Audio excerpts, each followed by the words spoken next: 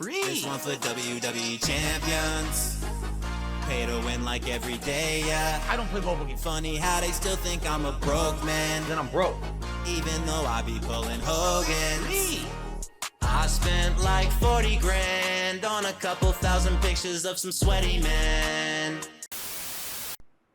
Okay, got distracted. Yeah. If I had played it much earlier in like September, I never would have been able to focus on this game at all. I would have been basically in a situation where I couldn't play it enough to really enjoy it, focus on it, immerse myself in it, and get good at it. You know what I mean?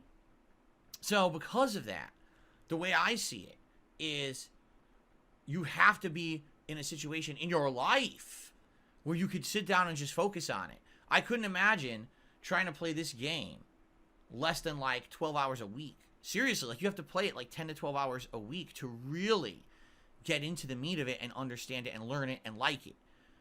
How many people can do that?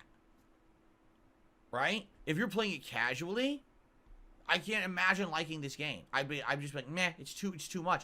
Because if you play it casually, you'll never beat it. I mean, the game, I'm at 100 hours and we're just arriving at Baldur's Gate 3. People are saying you probably got another 30, 40 hours left if you really want to see all the content and finish the game. If you're playing it, let's say you play it 3 nights a week for 2 hours, 6 hours a week. So how many months are you going to play this game? Right? And again, this has to be your only game. Because you can't play other games because that's all your gaming time that you have. You know what I'm saying? There's got to be essentially a cutoff where it's like, how much is too much? How much content is too much content? At what point does a game become so much stuff to do that sadly you're in a situation where it's not for a common person to just be able to jump in and enjoy it, right? I don't know. It's been tough for me. I started it in December when I knew there weren't any game releases. I played it through January into February when there were game releases, but I continued to focus on it like that.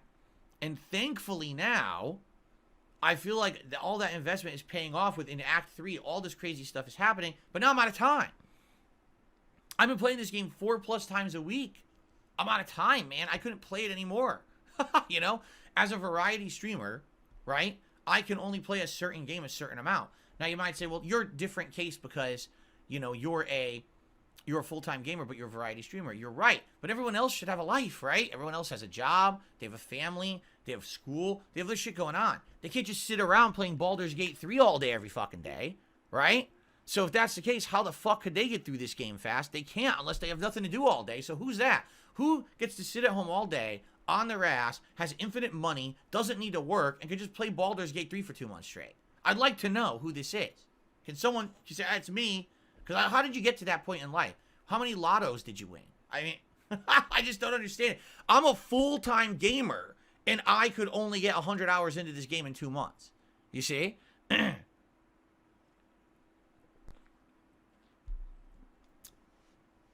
So again, the point I'm making is I feel that the game is so long that it's a detriment.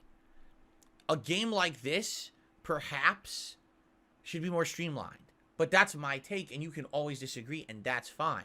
My subjective take is when I play a game, I prefer that it gets more streamlined. I prefer that I will get my reward for the insane amount of investment in it before I play 150 hours, right? And the other thing that needs to be said, and I won't know until I beat the game, hopefully with the amount that you are investing in the game, you get a good ending. Can you imagine investing over 100 hours into a game and the ending is terrible? I mean, there's been so many choices you make in this game. Hopefully they all factor into the ending you get, right? Now, outside of that, another thing, okay, is basically... Oh, I want to talk about a really positive thing about the game that I really like. All right, I don't want to talk about this the entire podcast, but here's a positive thing that I like about the game that I wish more RPGs would do. All right, so I'm 100 hours into this game. So guess what level I'm at? Am I at level 50, level 70, level 99? No, I'm at level 10. Level 10. In 100 hours of gameplay, on average, it took about 10 hours per level. Okay, you might say, well, wait a minute. How does that, how does that factor in? Because in this game, levels are actually rewarding. Unlike in other RPGs where usually leveling is just an arbitrary thing. A little bit more HP, a little bit more MP. All your stats go up by a couple points. maybe rarely you get a new ability. In this game, every level is actually meaningful. Every level. Half the time when you level up, you're getting a whole new thing to do for your character. Maybe it's a new class ability. It's a new trait that they call. And it changes the way that you play. Wow, you went from level 2 to level 3 spells. Well, all the level 3 spells are different from level 2 and they're super powerful. Oh, now you get a new trait that lets you attack an extra time or get a new kind of attack or whatever. And it's good. I hate it, the fact that most of the time when you're playing these RPGs, you got to get through like 5 levels before something meaningful happens. You got to go from level 20 to 25 before something happens that changes the game and makes you feel like you're more powerful. That's stupid. Why do we need 4 arbitrary levels between? Just make it that there's one level jump and that level is meaningful. And that's what they did. They streamlined the leveling process, but they actually made it feel like when you level, that's a big ass reward for you.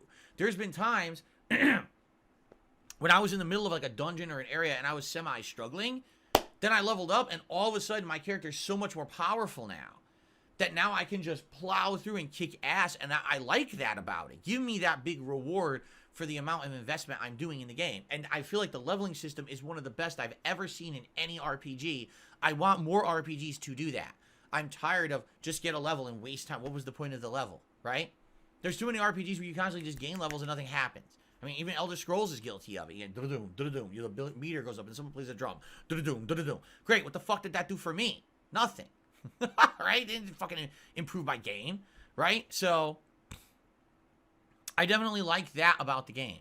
And I will say this, 100 hours in, they did a very good job now that we're this far in with character development. A lot of these characters have very much had evolving stories that developed over time. Some better than others.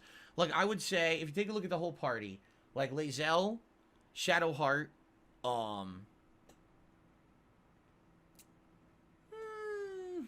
you could argue Astarion, but basically there's like 3 or 4 party members that have had really, really good story arcs that are coming to culmination now.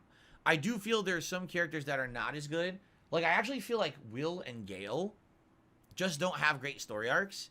They have stories, but they're just not that interesting or involved. Like, Lae'zel completely evolves as a character over the course of the game. By the end of the game, she's changed as a person. That's what you want to see in a good narrative, right? Some of these characters, they're just like kind of really one-dimensional, and it's just one little thing they're following the whole game, but others just like way better, okay? But I like that. I want meaningful characters in my games, and I feel like they're doing a good job with that, and I'm curious to see how these character stories end. Some of them is really well done, okay?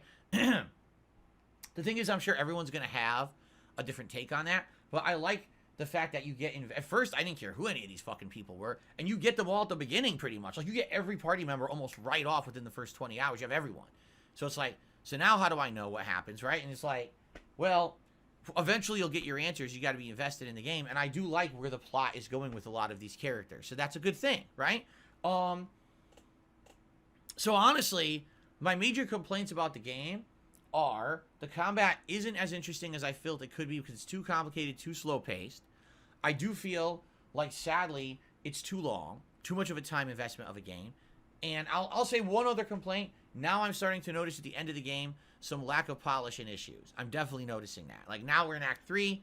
We're seeing some bugs and things happen, some weird things happen that you wish didn't happen. I guess when you get a game this long and this daunting of a game with this much content in it, right? That essentially you're looking at a situation where, yeah, this is crazy that there's this much investment in it, and they're going to have flaws at the end. You can't have a game with this much content that's not going to start to break down. I've actually heard Act 3 was way worse at the beginning of the game, and a lot of people said, yes, the entire game breaks down in Act 3. It's like a buggy mess. But now people are saying they've patched it a lot, and it's a lot more solid. So that's a good thing, obviously. So there you go. But there's a lot of positives about the game, too. Like I said, I wouldn't be investing 100 hours of my stream time in the last 2 months if I didn't feel like this game wasn't worthy of that.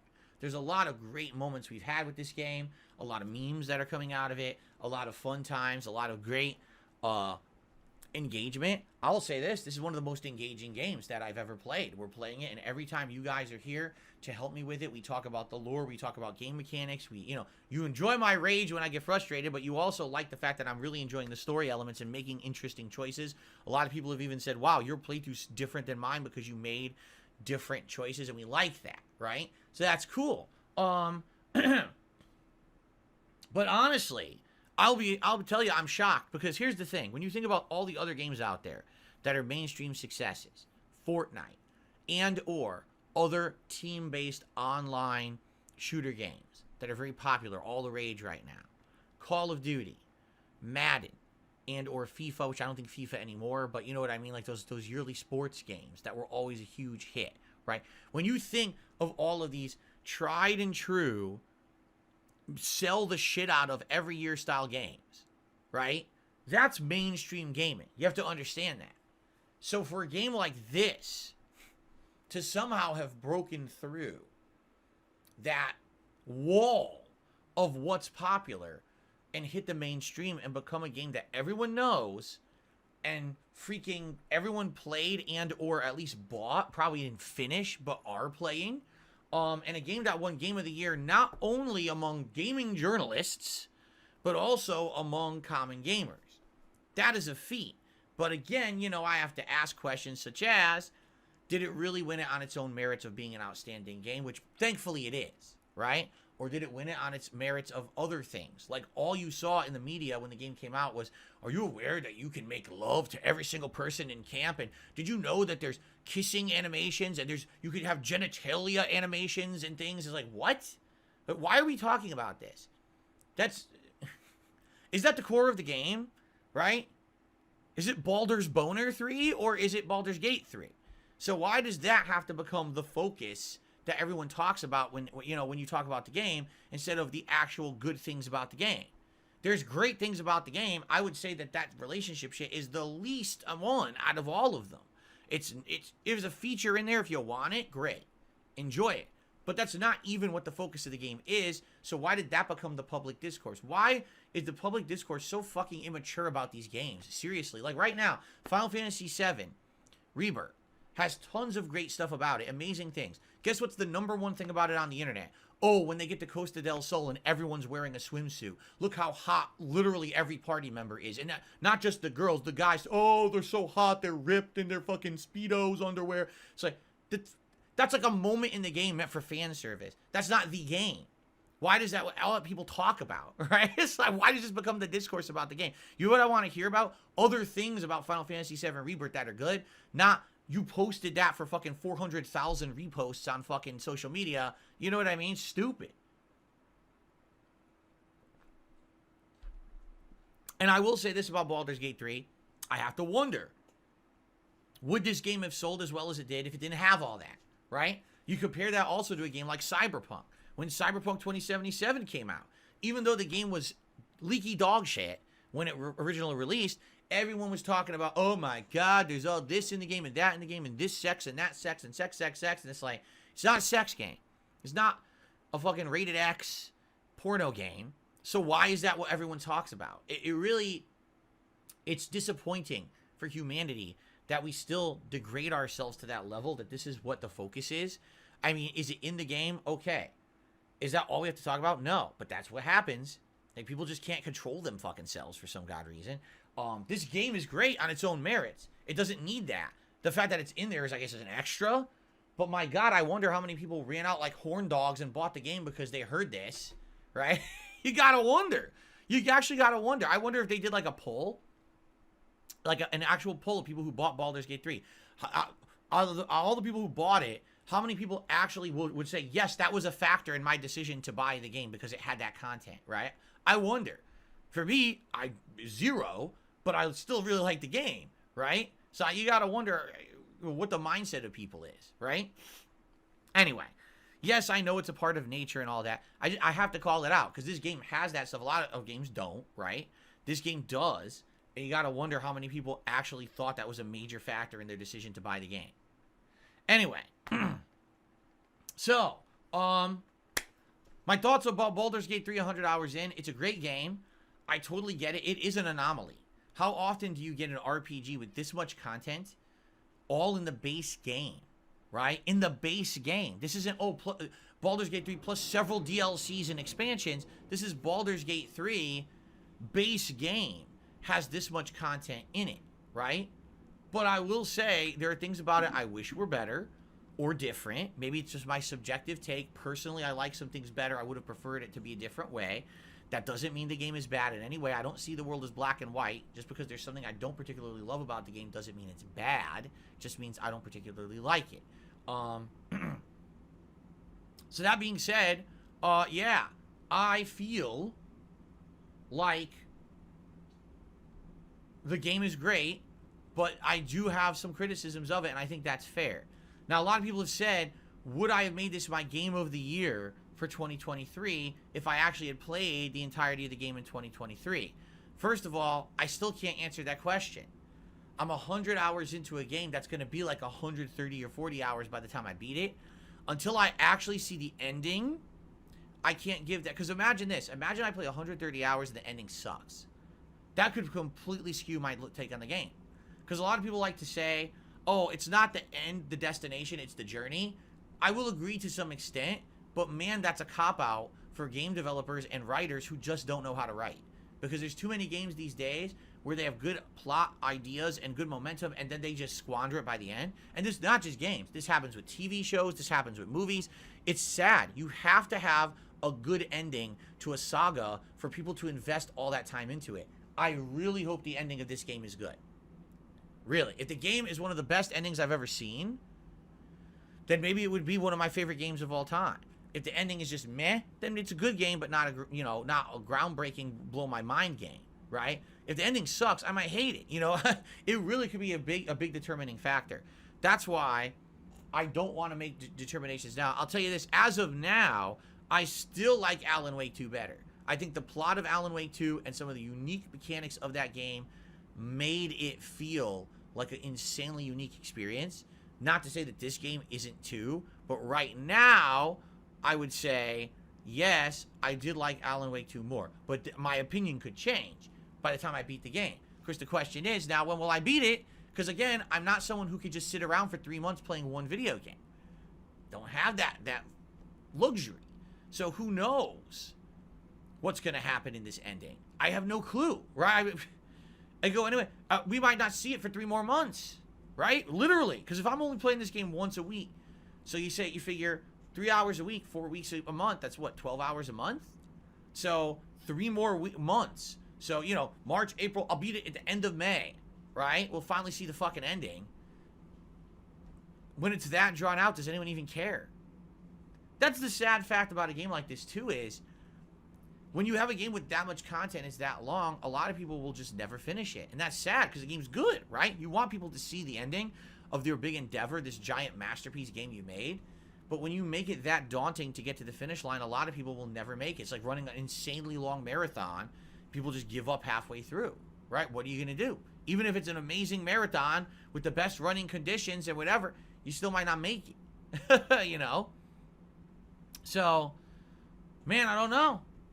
Overall, I'm not exactly sure how to feel about the game yet, but I do like it a lot. I'm having tons of fun with it. Obviously, I love streaming this game with you guys, and the engagement you give me and the fun that we've had has been pretty outstanding, okay? So, I guess we'll see continuing forward. Will people still keep coming for the game if I'm only playing it once a week because I'm focusing on Final Fantasy and then other games? I hope so. I want to see the end. After 100 hours, I do not want to basically give up on the game now. I want to see the conclusion. But man, it's going to be hard to get there. It's so goddamn long. I guess we'll find out.